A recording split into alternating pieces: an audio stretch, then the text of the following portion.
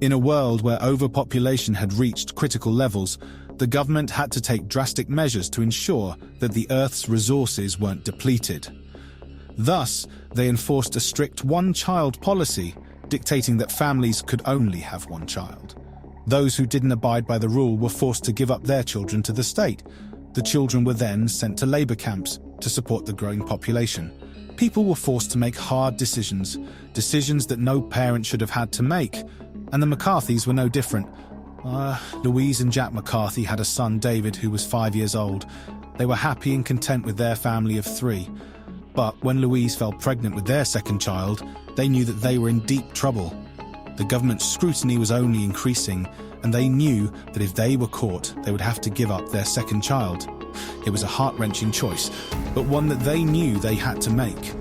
They decided to go to the nearby government hospital and have an abortion, but their secret wasn't safe.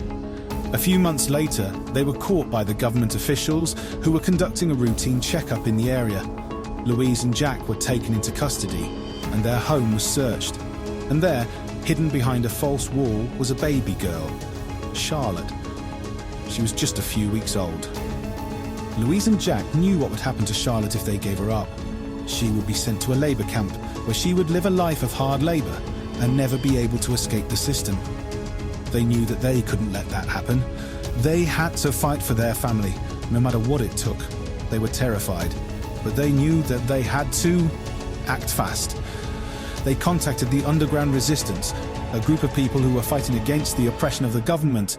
They were willing to help the McCarthys keep their daughter safe, but it wouldn't be easy. Louise and Jack had to leave their home, their community, their life behind.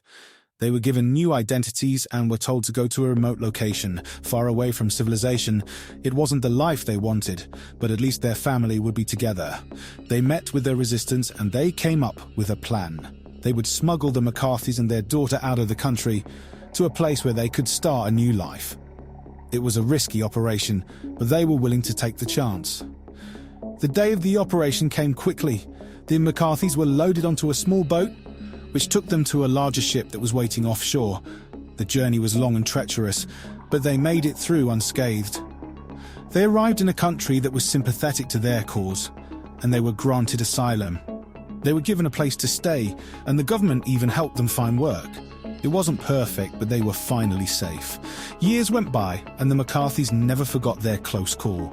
They always remembered the kindness of the people who risked everything to help them.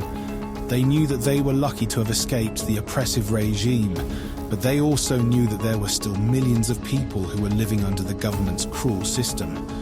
They made it their mission to help others who were still trapped. They joined the resistance, helped to smuggle people out of the country, and worked tirelessly to raise awareness of the government's injustices. Years later, the one-child policy was finally abolished. It was a relief for the McCarthys, but they never forgot the price they had paid for their freedom. They knew that they would always be a part of the resistance, fighting against oppression and injustice until the end of their days.